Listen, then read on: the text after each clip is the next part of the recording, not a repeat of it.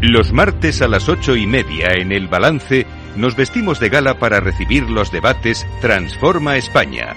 De la mano de Eduardo Serra y moderado por Federico Quevedo, todas las semanas dedicaremos un espacio a reflexionar y debatir sobre aquellos asuntos que contribuyan a transformar el futuro y hacer del nuestro un país mejor.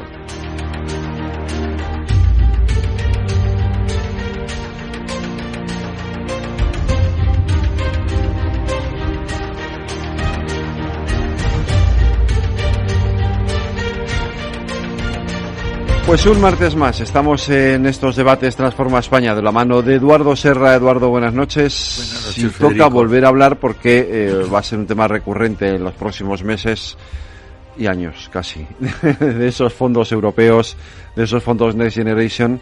Lo vamos a hacer hoy de la mano de dos invitadas excepcionales, déjame que las presente. Inés Bargueño, directora de iParthenon y responsable de sostenibilidad. Muy buenas noches. Hola, buenas noches. Bienvenida y muchas gracias por estar aquí con nosotros. Gracias a vosotros. Y Pilar Rodríguez López, que es directora de Estrategia e Innovación de I+D de Capgemini Engineering. Pilar, muy buenas noches. Hola, buenas noches. Pues lo mismo te digo, muchas gracias por estar aquí y por acompañarnos en estos debates Transforma España. Eduardo, ¿nos introduces un poquito el tema? Sí, un poquito, pero tienes razón, va a ser un tema de actualidad en los próximos meses y con seguridad en los próximos años. Pues yo me gustaría empezar la presentación de este asunto hablando, porque es hora de la trayectoria económica de España en los últimos 60 años.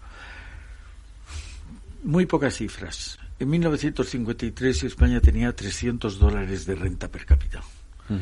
Ese año se recuperó lo que había el año 35, el año anterior a la Guerra Civil. Cuando muere Franco, el año 75, ya teníamos más de $3.000 de renta per cápita.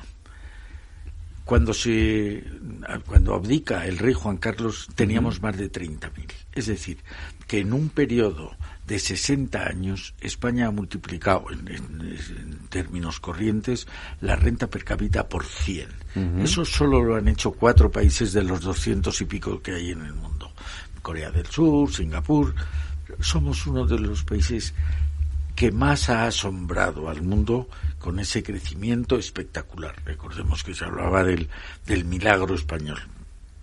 Por otro lado, aunque se diga lo contrario, aunque es verdad que con motivo de esta última crisis de la pandemia se ha incrementado la desigualdad, somos uno de los países más igualitarios del mundo. Lo que se mide en el coeficiente de Gini, España está muy bien situado. Hay que decir, porque de bien nacidos es ser agradecidos, que Europa ha ayudado, pero ha ayudado. El esfuerzo principal lo han hecho los españoles, y ahora está de moda, las españolas. Entonces, nos llega, después de la crisis del 8, una crisis espectacular derivada de esta pandemia, y nos hace que Europa venga en nuestra ayuda. Hay que decir que, a diferencia, hemos hablado de hace 80 años, a diferencia de entonces, España hoy está plenamente integrada, no solo en Europa, en el mundo occidental. Básicamente la Unión Europea, pero también la Alianza Atlántica han hecho de España una pieza más del engranaje de la economía occidental, de la economía más desarrollada del planeta. Si nos retrotraemos a esos años, en los años 30, España era un paréntesis. No estábamos nada integrados en la economía del mundo. Hoy lo estamos, y Europa dice que viene a ayudar no a España, no solo a España, sino a la Europa del Sur. La Europa del Norte, que son países con unas virtudes fantásticas, pero entre las que no destaca la generosidad, nos van a ayudar con una barbaridad de dinero. ¿Por qué lo hacen? Si no son generosos per se. Yo creo que lo hacen por 2 razones de alguna manera egoístas. La primera, porque saben, como sabemos nosotros también, que una Europa partida, la Europa del Norte, no sería nadie en el mundo dentro de 20 años. Se están imponiendo las economías de escala, China, Estados Unidos, la India, Rusia. Las antiguas, las todavía presentes naciones europeas no serían nada si no se juntan, si no todas, casi todas.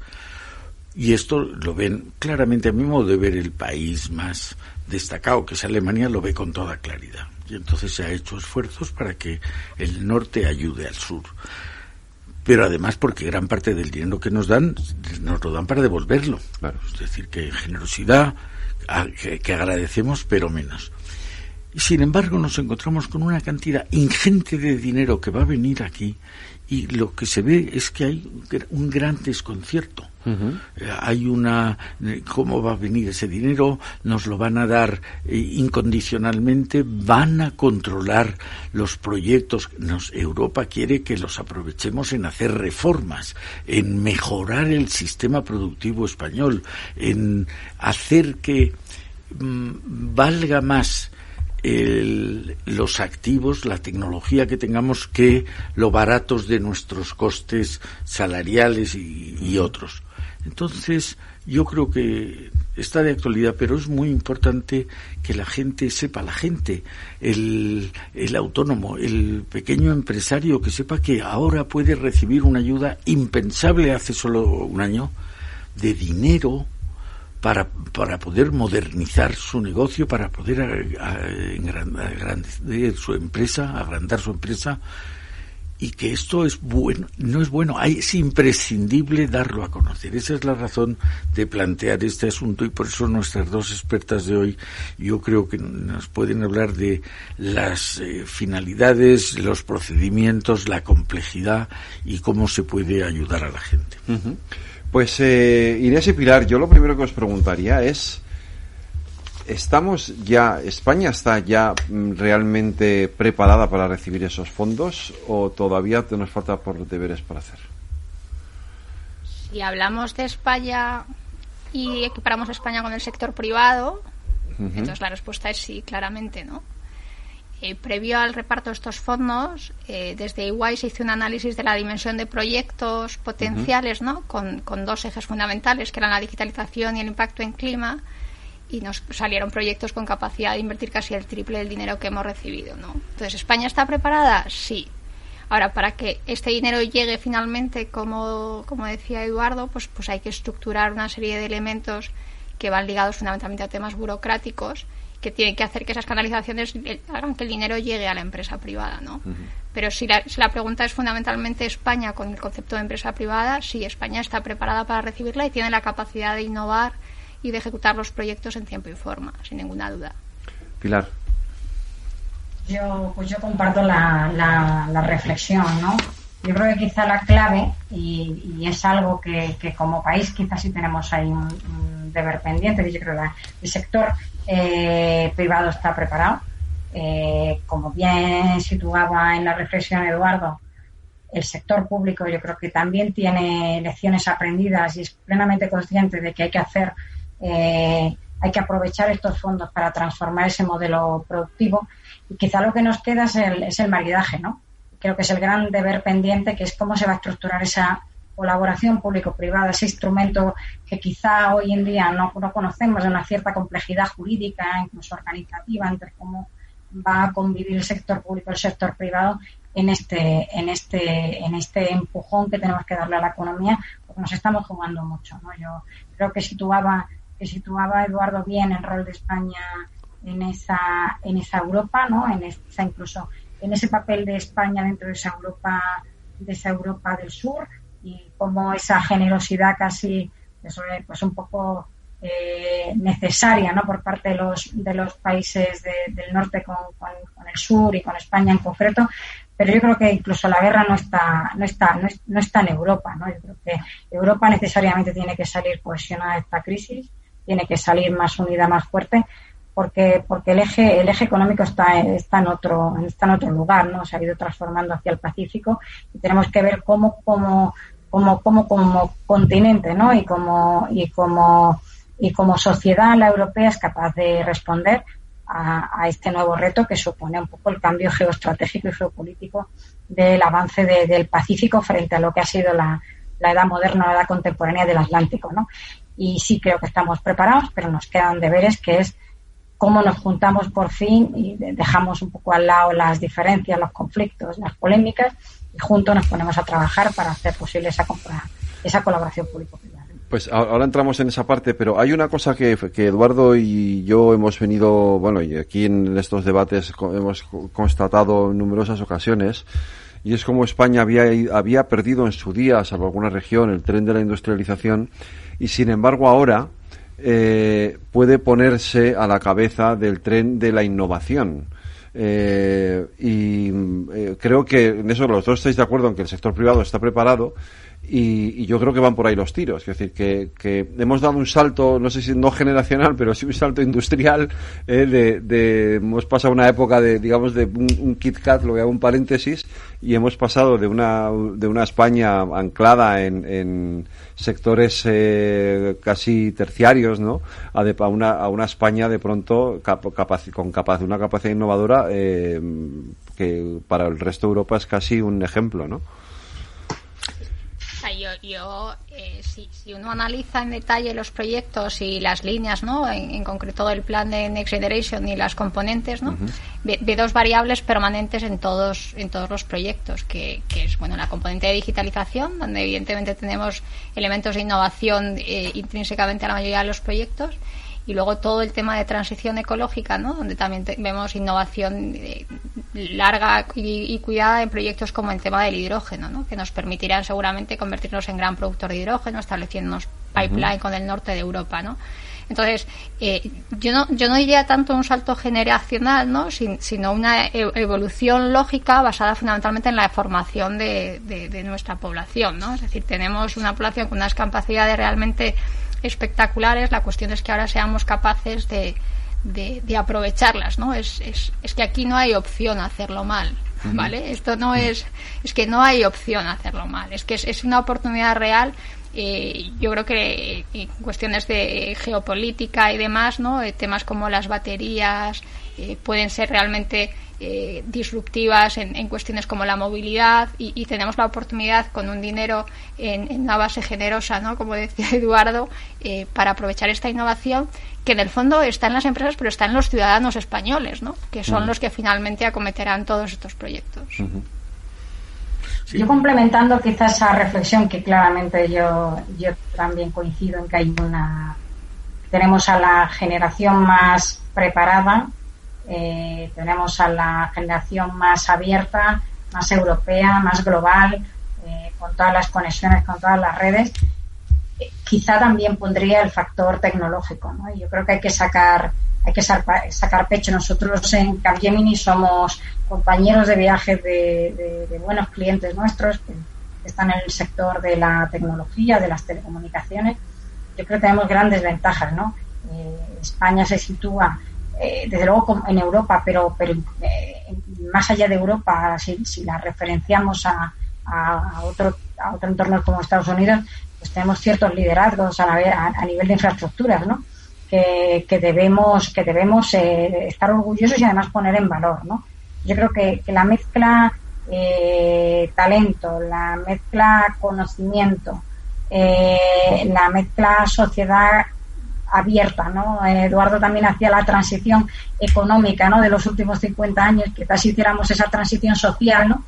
Que ha ocurrido, ¿no? Cuánta gente se ha lanzado, ¿no? A conocer mundo, a romper esquemas.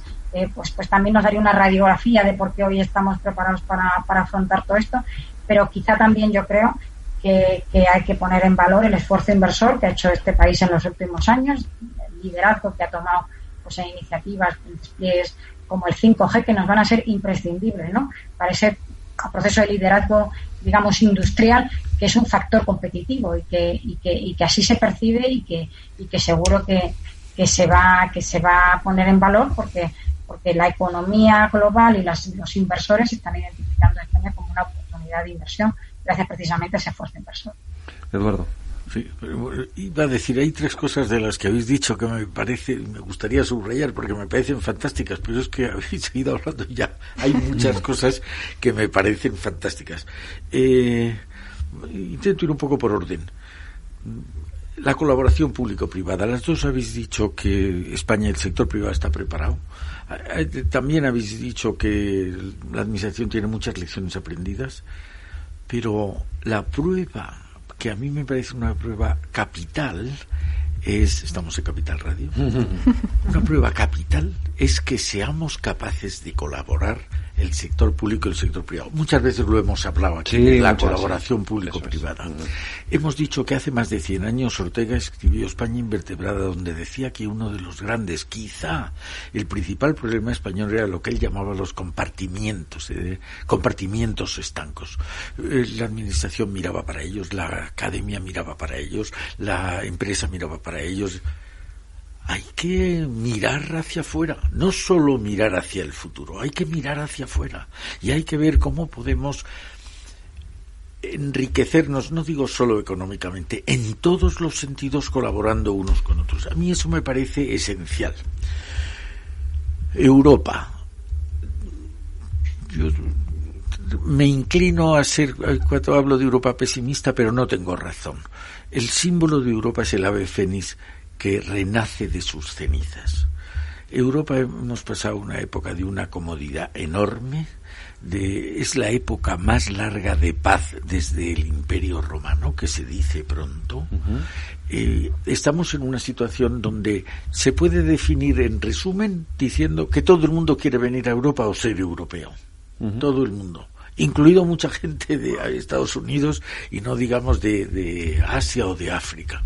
Entonces, esa virtud que ha tenido Europa tenemos que seguir ejerciéndola. Por eso yo creo, como decía al principio, que los fondos han venido para que Europa no decaiga. Esto nos va a hacer que la economía del norte de Europa es muy competitiva, es muy buena. Al sur, que hemos mejorado, lo que hemos dicho, nos faltan cualidades. Algunas la habéis puesto de manifiesto. La investigación, la innovación, nos falta eso. Hemos hecho mucho. Hace 30 años, en ningún sector económico España era buena, quizás exceptuando el turismo. Ahora es difícil ver un sector económico donde no haya una empresa española entre las top 5 o las top 10. Eso es yo creo que me gusta decir que cuando hablamos de esa diferencia en los últimos 60 años, que mi generación ha tenido una suerte. Yo he nacido en una España del siglo XVII y voy a morir en la España del siglo XXI. Es una generación que ha vivido 4 siglos. Yo la España que recuerdo de mi más tierna infancia, que por cierto la vi repetida en mi primera visita a China en 1980, economía agrícola, yuntas de bueyes llevando pacas de heno por caminos de tierra, mujeres de negro en los umbrales de las puertas. Pero esto era cuando yo vi China en el 80 con 30 y tantos años, pero no puede ser, si esto es lo que yo vi con 3 años en la España rural, de que era casi toda, ¿no? Entonces, yo creo que ese salto que se ha dado, nos queda todavía una cosa, que es la otra cosa que me gustaba subrayar. No hemos perdido el complejo. El complejo, que la mejor manera de demostrarlo es que nos hemos creído la leyenda negra, es decir, una leyenda que inventan nuestros enemigos para ganar a España, que entonces era la primera potencia, y nosotros nos la creemos, lo que dicen los enemigos para derrotarnos. Pero habéis dicho que ahora esta generación, además de ser la mejor preparada, los jóvenes de hoy son una generación que está saliendo. Están teniendo la oportunidad maravillosa de ver que no son más tontos que ninguno, que antes nos creíamos que no, es que los alemanes, los americanos, los japoneses, oiga, que si nos ponemos no tenemos que ser, no somos peores que nadie. Entonces a mí me parece que esta generación que está saliendo, que está viendo que está conociendo el mundo, no ya Europa, está conociendo todo el mundo. Esta es la oportunidad de oro que tenemos después de 200 años de vencer ese problema del complejo. Tenemos claro que porque lo habéis dicho los tres, que el sector privado está preparado. Hemos apostado por esa colaboración público-privada. Mi pregunta ahora es: ¿el sector público está preparado? Inés, Pilar, Eduardo. Pilar, que estás como estás fuera, si quieres. Bueno, creo honestamente Creo que honestamente que no. Creo que honestamente que no. Porque aquí, de alguna manera, hace falta la gran habilidad de ser capaz de movilizar estos recursos. Al final, vivimos en un mundo tan acelerado. Yo escucho a Eduardo, que para mí es un maestro, escucho y además le veo esa visión del tiempo que parece mucho y a su vez parece tan poco. Pensar en una evolución de 50 años, y aquí el mundo evoluciona a tal velocidad que necesitamos velocidad, porque cuando y hablábamos de las diferencias norte-sur, de si nuestros amigos, compañeros, cohabitantes de Europa ricos nos hacen o no nos hacen favores, yo siempre he pensado que cuando uno viene de más atrás tiene que correr más. Entonces tenemos que ser capaces de acelerar, y personalmente creo que hay que hacer grandes reformas. Esas reformas hay muchas que están encima de la mesa, debatidas, que de hecho vosotros habéis debatido en algunas otras reflexiones y en algunas otras noches, pero yo, por centrar el tiro en esto que nos trae hoy, creo que hace falta una transformación y una reforma administrativa, ¿no? Que permita flexibilizar, que permita compartir riesgos, que confíe en el inversor, en la empresa, que haya una confianza mutua y que no nos basemos tanto en ese Estado que entendiendo que tiene que ser garantista, pues al final el proceso nos puede acabar matando, ¿no? Matando un poco en esa seguridad jurídica que es necesaria, pero que a su vez ralentiza el proceso, reduce la capacidad de innovación porque mete tanto corsé que imposibilita de alguna manera que se vaya a producir este proceso de innovación tan necesario. Inés. Déjame, Pilar, que te complemente y en vez de quedarnos en el no, diga que está en proceso, ¿vale? Es decir, seamos un poco positivos en este ámbito. Y yo he trabajado muy poco con el sector público, siempre he trabajado en el sector privado y soy de esa generación que ha estado fuera y ha vuelto a España, ¿no? Después de muchos años por ahí dando tumbos por el mundo. ¿Y por qué digo que está en ello, ¿no? Siendo complicado, al final un Estado de Derecho se fundamenta en los anclajes, ¿no? Y esto de la administración pública nos da esos anclajes que es cierto que le impiden, como decía Pilar, coger esas velocidades que son las que nos demanda la sociedad de hoy. Pero dentro de este Next Generation hay ciertos atisbos de luz, ¿no? Que vemos en el horizonte, como las manifestaciones de interés, ¿no? Esta traducción del inglés directo, ¿no? Del request of interest, es la primera vez que la administración pública dice, oye, ¿qué vais a plantear, ¿no? Y empieza a tener una conversación directa con el sector privado. Yo he hablado mucho con mis compañeros abogados del Estado de EY y nunca habían visto esta primera iniciativa. Un Real Decreto en el mes de diciembre del año pasado que realmente tiene una vocación de transformación de ese proceso administrativo para facilitar que los fondos lleguen con mayor agilidad. No es perfecto, cierto, no es perfecto, pero sí son las vías para que esto empiece a facilitarse. Y luego conceptos como los PERTE, ¿no? Estos planes de especial interés para el Estado español, que empiezan a poner de manifiesto, oye, que la Administración es consciente de que hay sectores, especialmente tractores, donde hay que hacer transformaciones de forma más ágil que en otros sectores, ¿no? Y finalmente, estando de acuerdo en la base que ha dicho Pilar, que es como el gran elefante, ¿no? que es complicado de mover, tenemos una componente específica dentro del plan que es la administración pública del siglo XXI, ¿no? Es decir, hay una vocación real que dentro de los engranajes y los corsés que hacía mención Pilar, que son ciertos que existen, ¿no? Pues que va a intentar modificarse y agilizarse para que podamos estar preparados para el siglo que viene, ¿no? Habla Eduardo de que él nació en una España del siglo XVII y ahora en el siglo XXI, a ver si somos capaces nosotros de vivir en una España del siglo XXIII, ¿no? Y pegar 2 siglos por delante y utilizar estos fondos del Next Generation con una visión positiva, ¿no? Sin dejar de ver la realidad, pero viendo la oportunidad de que tanto la administración pública como el sector privado pues sean capaces de colaborar, ¿no? De enriquecernos, como decía Eduardo antes, y colaborar juntos, y que hay señales, ¿no? Hay atisbos de luz que parece que hay cosas que se podrán cambiar. Sí, yo estoy muy de acuerdo en eso. Yo creo, Pilar, que es verdad. Tenemos una administración decimonónica.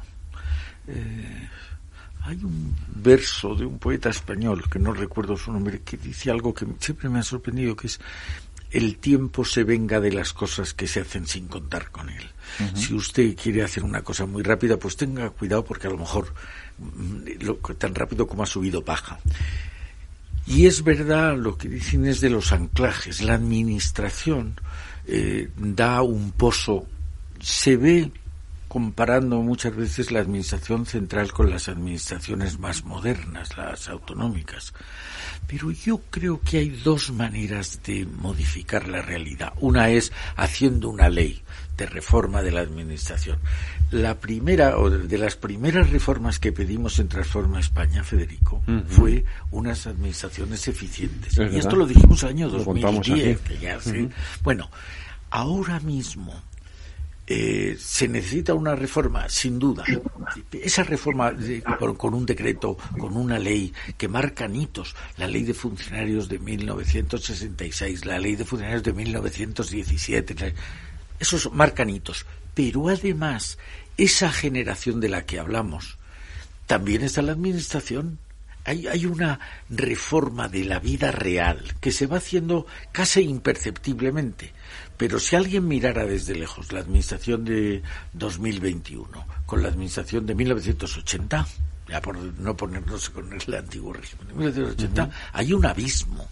Entonces, yo creo que cuando se llega a que es imprescindible la reforma porque explotan las costuras de esa camisa, entonces se ve obligada la administración a hacer esas reformas. Y cuando digo que explotan las camisas, no las costuras, no es solo por presión del sector privado. La propia administración nota que tiene que ir más ágil, que tiene que ir más rápidamente, que tiene que dar mejor respuesta a las necesidades sociales. Y yo creo que estamos en uno de esos momentos. Es decir, ahora, y la prueba de fuego va a ser la necesidad imperiosa de colaboración del sector público con el sector privado. Era famoso Larra cuando dice: vuelva usted mañana. La administración echaba todo para atrás. Eso era antes, sí, eso es cierto. Y ahora ya vemos que es la propia administración la que dice: oiga, ¿qué necesitan ustedes? Eso era impensable. No en el siglo XIX. Sí, ahora son los que te llaman y te piden, ¿no? Por favor, traernos tal, pero claro, la necesidad, porque si no los pierdes. Es decir, el miedo. Claro. El miedo a perder todo eso, que al final no deja de ser un dinero importante y además que puede contribuir mucho a la recuperación del país. Yo entiendo que ese miedo también ejerce. Lo que pasa es que yo tengo una duda en todo esto, y es si tenemos un liderazgo lo suficientemente fuerte y decidido para no sé, para afrontar este periodo que viene adelante. Lo que pasa es que me vais a contestar a esto después de la publicidad, que es algo fundamental para que también salga adelante este programa y esta cadena. Así que volvemos enseguida.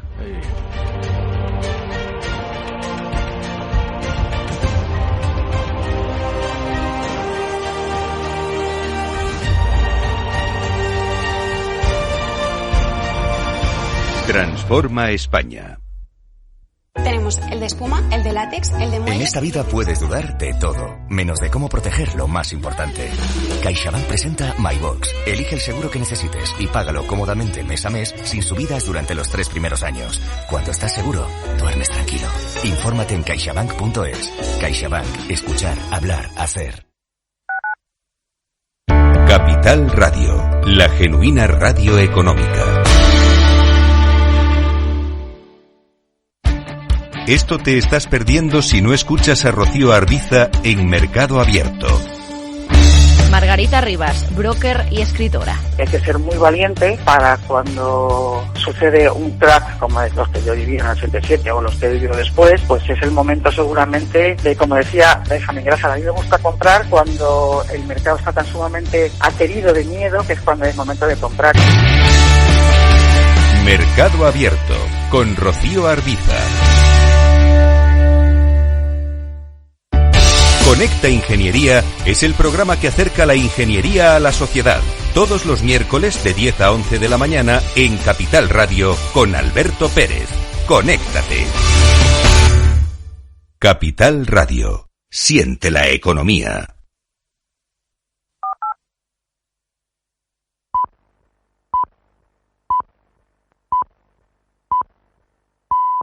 Transforma España.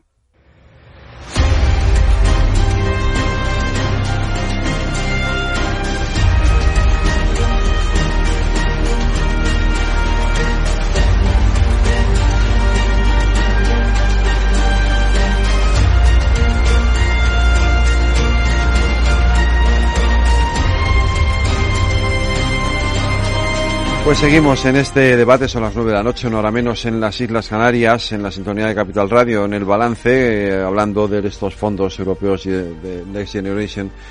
Y, bueno, no quiero que me contestéis a lo que he planteado, porque nos metemos en un debate político, pero tú sí, Eduardo. Sí, contesto primero porque no tengo ninguna limitación. Pero segundo, porque yo creo que se necesita un liderazgo, pero creo que no es solo político. Uh-huh. O sea, yo creo que la propia sociedad civil debe decir en qué quiere, en qué cree que es más necesario la reforma, el esfuerzo, la colaboración. No es solo. Los países más serios se distinguen, entre otras cualidades, porque tienen un gobierno fuerte y un sector privado fuerte. Uh-huh. Los países más desdichados de la Tierra pueden tener gobiernos fortísimos, pero la sociedad civil no existe.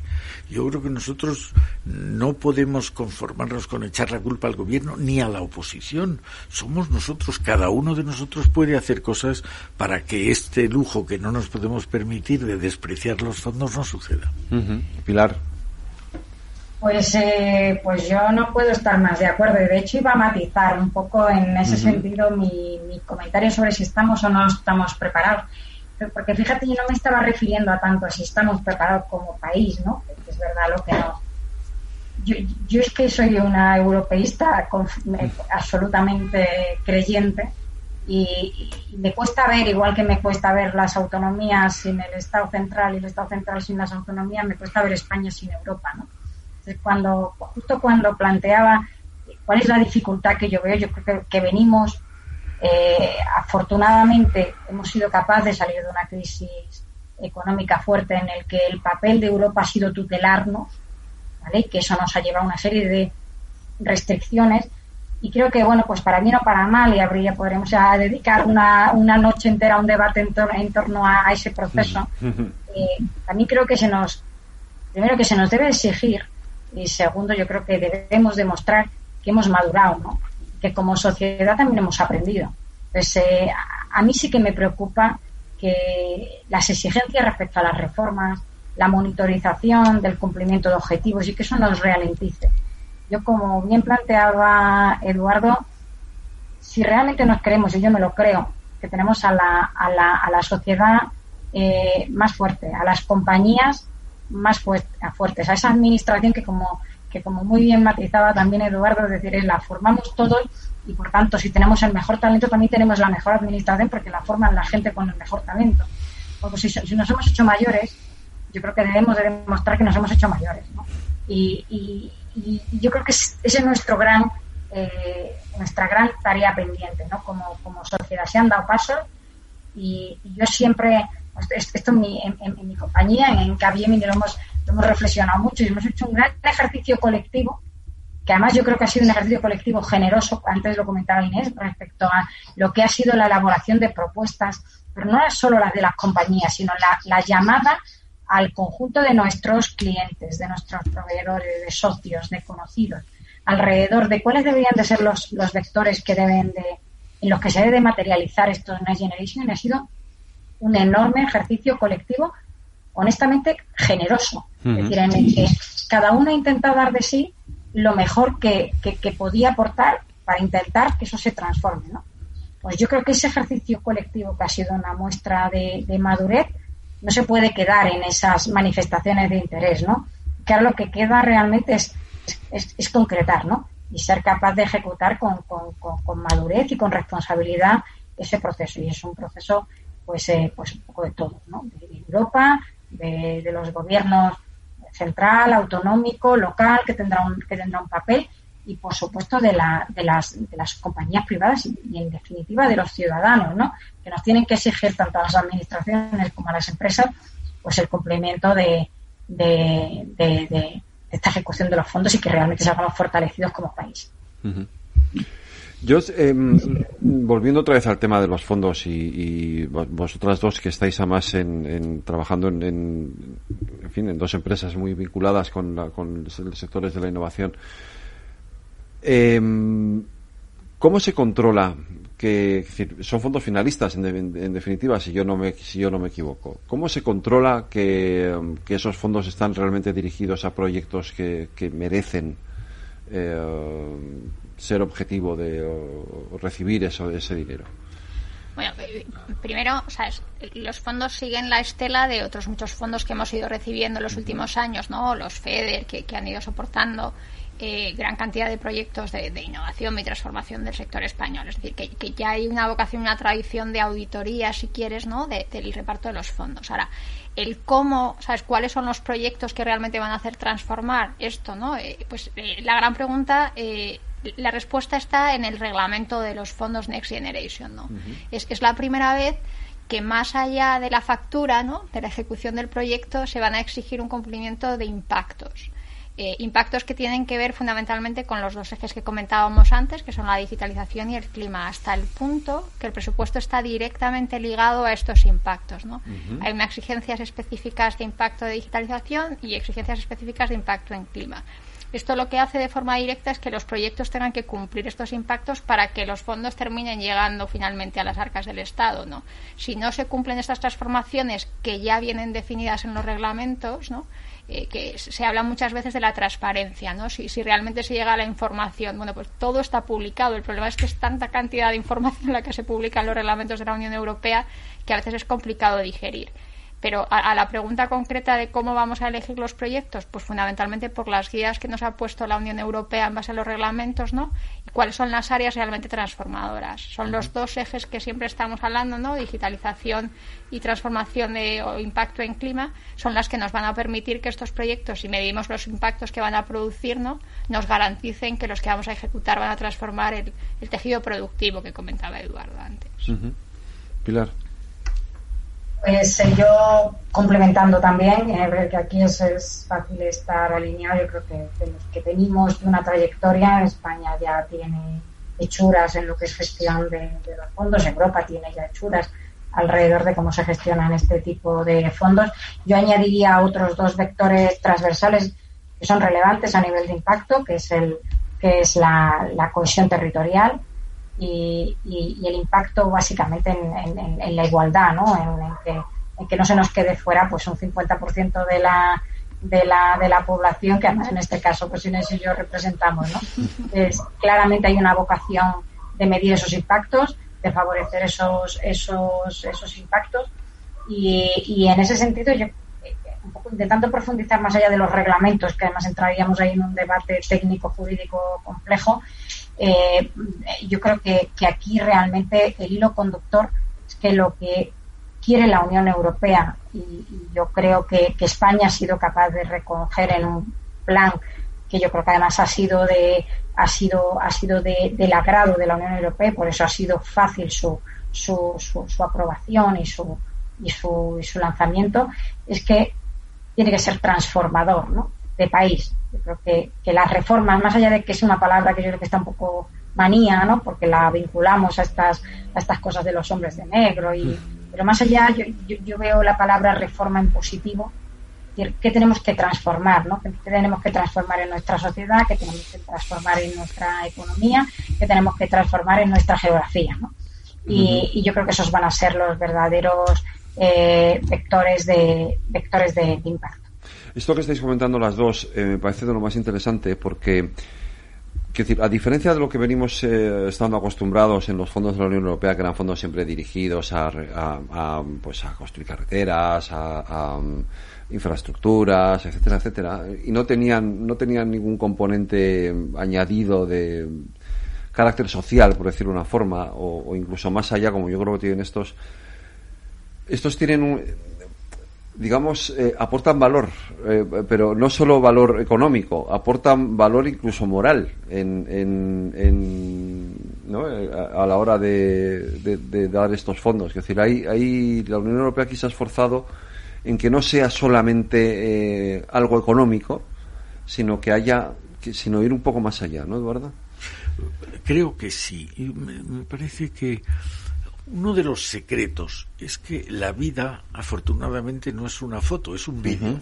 Y las cosas van cambiando y nos tardamos en darnos cuenta de que vivimos en una realidad diferente de la que habíamos hecho un cliché.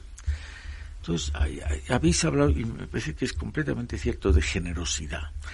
Pero yo creo que si reflexionamos un poco te das cuenta de que la humanidad, aquí no hablamos de España, ni hablamos de Europa, la humanidad durante 10.000 años ha vivido bajo el signo de la escasez. Y empezamos a entrever que va a venir una época que será economía de la abundancia. Un ejemplo. La Biblia dice: ganarás el pan con el sudor de tu frente.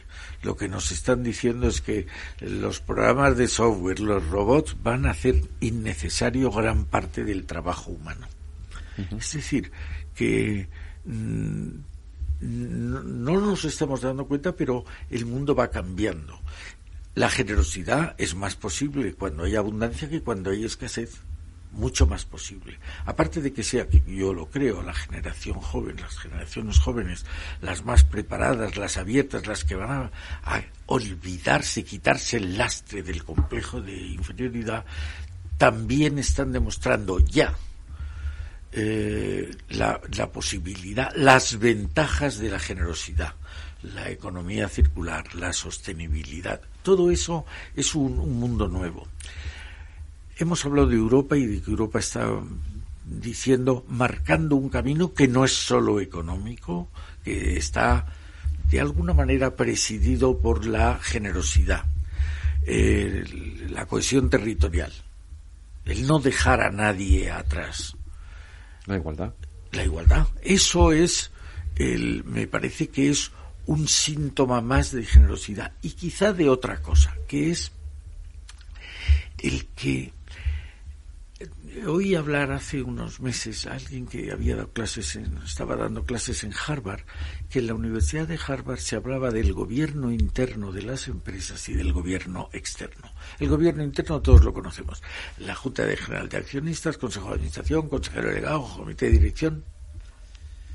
Pero ahora, por primera vez, están apareciendo lo que llaman los sajones stakeholder, la opinión pública, los trabajadores, los clientes, el regulador, el legislador. Estamos viendo que hay una constelación de agentes que ya no puede olvidar la empresa. De ahí nace un poco la responsabilidad social corporativa y todo eso. Pero es que eso está apareciendo, y te lo digo a ti, Pilar, está apareciendo también en los gobiernos. Ya no es el legislativo, el ejecutivo, el judicial y, si queremos, los medios de comunicación, la opinión pública. En el caso nuestro es que está Europa. Es que Europa nos está diciendo lo que tenemos que hacer para que nos vaya bien. No está diciendo, en el fondo tendrán, como he dicho al principio, interés ellos, pero están diciendo cosas que son buenas fundamentalmente para nosotros, como en el caso de que yo creo el Brexit es malo para toda Europa, especialmente para el Reino Unido. Sí, claro. Pues aquí es un poco igual, pero al contrario. Y por último, y con esto termino, me encanta lo que ha dicho Pilar de la palabra transformar, porque nosotros nos llamamos Transforma España y nuestro principal objetivo, lo dices en la entrada siempre de este programa, es que seamos en el futuro un país mejor. Es decir, como ya pues parece demostrarse, sobre todo para los viejos, que ya hemos vivido bien, nuestra obligación es que vivan mejor nuestros hijos y nuestros nietos. Tenemos que hacer lo posible para que el país que reciban, nuestro legado, nuestra herencia, sea mejor que el que recibimos de nuestros padres, que lo hicieron fantásticamente bien y nos dieron, desde luego, un país mejor que el que ellos habían recibido. Pues, en el fondo, tú decías anclajes, Inés, pero en el fondo es una tradición, una entrega de unos a otros. Me gusta muchísimo una estatua que hay en la ciudad universitaria que se llama la antorcha, de que alguien que ha caído le da la antorcha a otro que va en el caballo.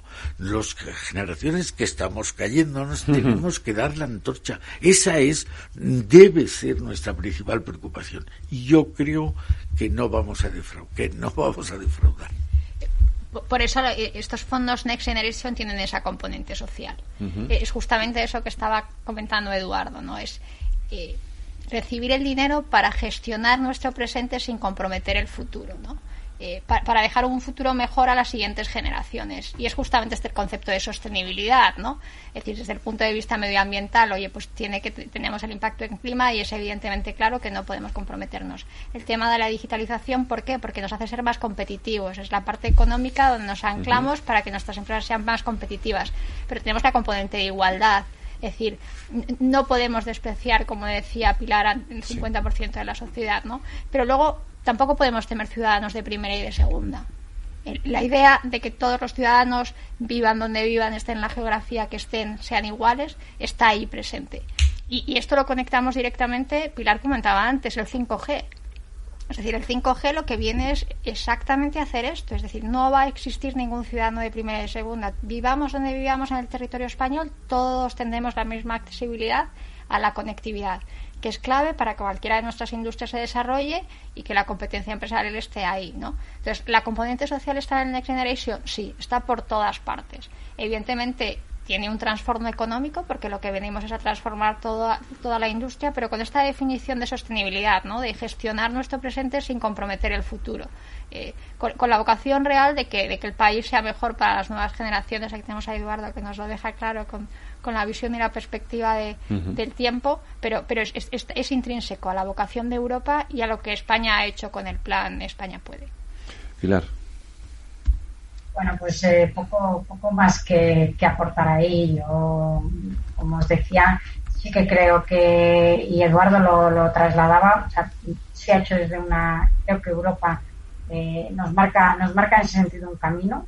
Yo creo que es un camino que nos permite de alguna manera resituarnos geográficamente también como zona económica, como zona social, como zona que sigue aspirando a decir algo en el contexto global y quizá como planteaba al principio, los deberes nos los tenemos que poner nosotros debemos de exigir como ciudadanos, como profesionales, cada uno en nuestro rol, periodistas, humanistas, directivos de las empresas, trabajadores. Creo que cada uno nos debemos de imponer en esta oportunidad, que es una oportunidad histórica a nivel de esos recursos, ¿no? Que también comentaba Eduardo, ¿no? Que vamos a vivir en la sociedad de la abundancia, pues que seamos capaces de verdad de no morir de autocomplacencia y que aprovechemos esa abundancia de verdad para transformar y para salir de aquí más fortalecidos.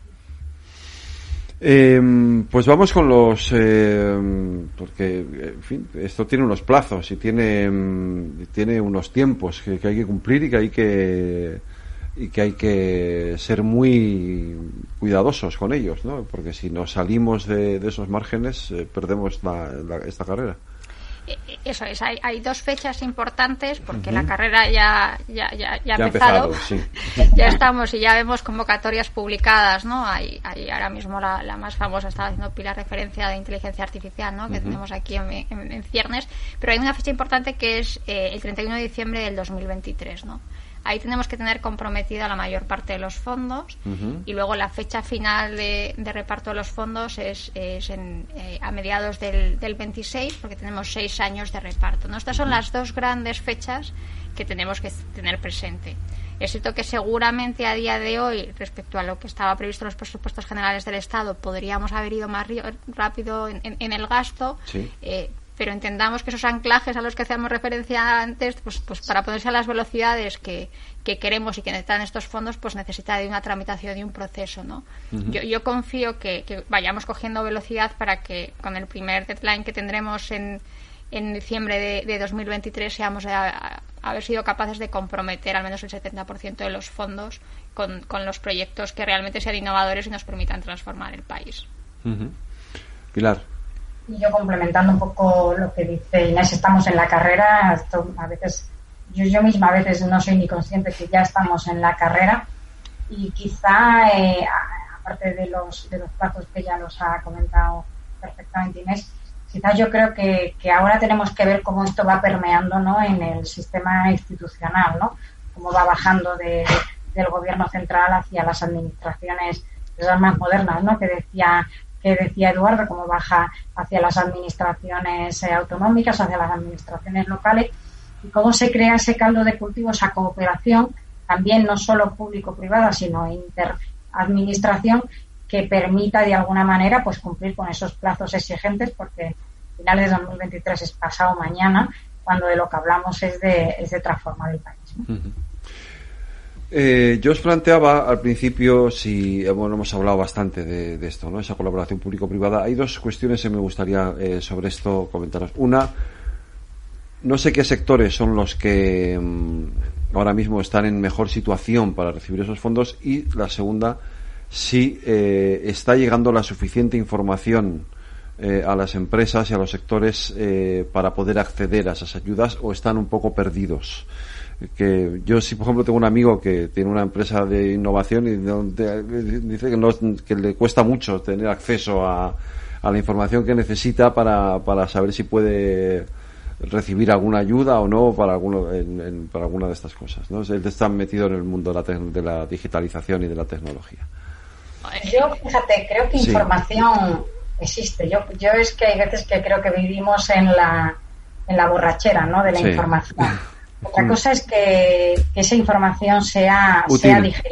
Vale. De ahí la importancia que yo le confiero al ir permeando, ¿no?, al ir pasando de la administración central a las administraciones que están más cerca del ciudadano, para que eso acabe cogiendo cuerpo, ¿no?, y de los actores, ¿no?, que también la propia administración central pues tiene distribuidos, ya sea porque de manera transversal son los que son para una temática específica, pues son los que actúan, o para, de alguna manera, pues son los agentes especializados. Yo creo que ese es el gran deber. Creo que, como decía, se ha hecho un gran ejercicio colectivo que mayoritariamente ha liderado las grandes compañías junto con las asociaciones empresariales, que han tenido un rol muy importante en este proceso, y yo creo que también es de justicia reconocer que el nivel de implicación, el nivel de generosidad y el nivel de aportación ha sido muy grande. Y creo que quizá el reto está precisamente en esa, digamos, igual que hablábamos en vertebrar, ¿no?, en vertebrar la España territorial, pues yo creo que también aquí hay que vertebrar la economía, de la gran empresa a la pequeña empresa, y cómo eso somos capaces de encauzarlo. Creo que que se está trabajando. Creo que el gobierno es sensible a la necesidad de acabar llegando a las pequeñas empresas, y que va a poner a disposición de las empresas esos instrumentos más cercanos, pero claramente es un reto, sobre todo por el estrés de los tiempos. Sí, no puedo estar más de acuerdo con lo que acabo de oír, pero me gustaría subrayar algunas de las cosas que habéis dicho. Yo creo que Inés dijo desde el principio que no es que faltara información, hace falta digerir la información. Es decir, no nos podemos quejar de falta de información, nos podemos quejar, si acaso, de falta de traducción. Segundo, habéis dicho, Machado Pilar, colaboración entre distintas administraciones. Bueno, gracias por la referencia a las patronales. A mí me toca ahora presidir la de las tecnológicas, digitales, y desde luego hicimos cuando nos constituimos un manifiesto donde hablábamos de la necesidad de que nadie se quede atrás, de que todo esto sea un beneficio para todo el mundo, y de que hay que integrar a todo el mundo. Pero ese ejercicio las cámaras de comercio. Es decir, no es solo el sector público, también el sector privado se las está poniendo, pero se tienen que poner las pilas. Yo creo que lo único que seriamente podemos echar en cara a la clase política es que no llegue a acuerdos. Porque aquí la colaboración público-privada, la necesidad de diálogo interadministraciones, eso exige por encima de todo. Hay que ponerse de acuerdo. No digo en todo, pero por encima de todo hay algunas cuestiones en las que hay que ponerse de acuerdo. Yo creo que hablando de la transformación digital, por 2 veces habéis citado el 5G. Yo creo que no me canso de repetir, España tiene en comunicaciones digitales, en infraestructura digital, más que Francia, ¿no? Más que el Reino Unido, más que Alemania, más que Italia, más que Portugal, juntas. O sea, tenemos otras desventajas. Nos falta personal cualificado, tenemos un problema grave en las empresas, pero hay algunas capacidades que tenemos que repetirnoslas, porque si no se nos olvida. Yo creo que eso es absolutamente necesario. Y el de la cohesión territorial. Yo estaba esta mañana, Federico, en un pueblo de Segovia, que se llama Fuente Pelayo. Tengo que decir que había oído pocas veces hablar de Fuente Pelayo. En Fuente Pelayo hay una empresa fundada por ahora la comanda, la dirige la segunda generación, hecho por sus padres, maestros de escuela, que venden alimentos para animales a 72 países. Bueno, eso es, alguien dice, Fuente Pelayo es la España vaciada. Oiga usted. Cuidado que se van a presentar las elecciones. No, pero quiero decir, es que tenemos que ser conscientes de lo que somos y sobre todo de lo que somos capaces. Y yo creo que eso es esencial. Sí, yo por complementar ya solo repetir eso, ¿no? La información es cierto que quizá no está en las canalizaciones de la forma más adecuada y que iremos viendo, pero sí por complementar con los sectores, ¿no? Dentro del plan ya hay sectores específicos, sobre todo en la identificación a través de los PERTES, donde se identifica la capacidad tractora y transformadora dentro del país, ¿no? Entonces hay un PERTE ya publicado, que es el PERTE de movilidad, ¿no? Que sabemos que va a transformar las ciudades y nuestro día a día. Hay PERTES previstos en el sector agroalimentario, en el sector aeronáutico, en torno al hidrógeno, ¿no? Sí que vemos sectores que realmente van a transformar y donde podemos ver una línea directa. ¿Cómo podemos conseguir esa información? Lo hemos dicho.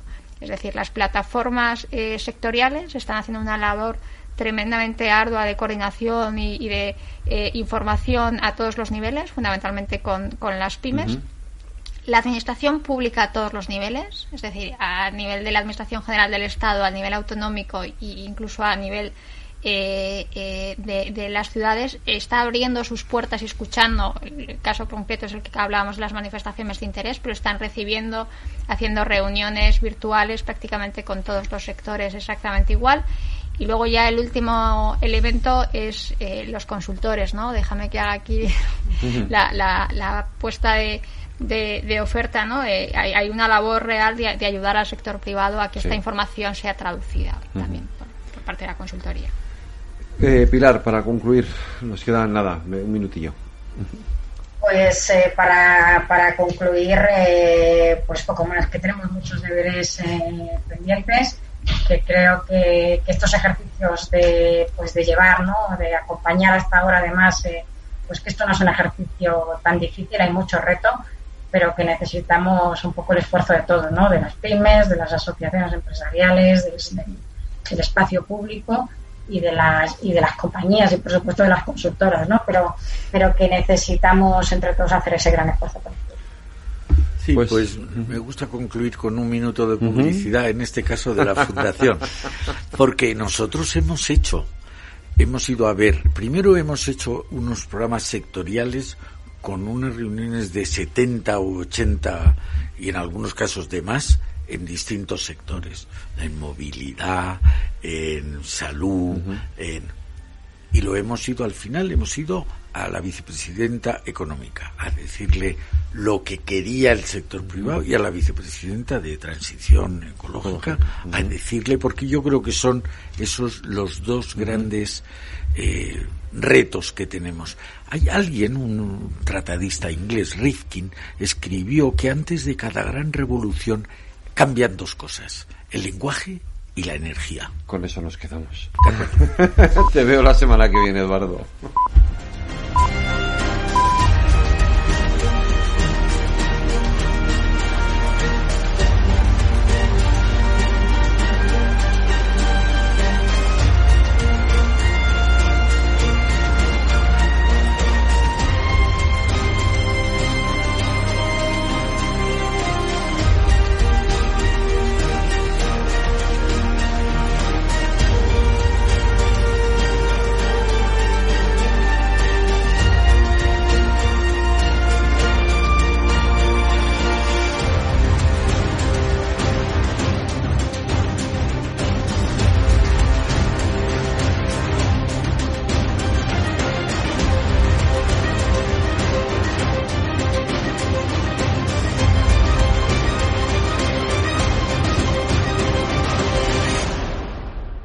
Yo creo que un poco que una empresa, a ver, estamos en una montaña rusa, hay épocas mejores, épocas peores, pero la rueda, como yo digo, siempre está, no se para nunca. Eso para mí es que vaya la empresa bien. Los clientes de Sage, como Nacho, consiguen que su negocio avance utilizando nuestras soluciones de gestión. Sage, Helping Business Flow.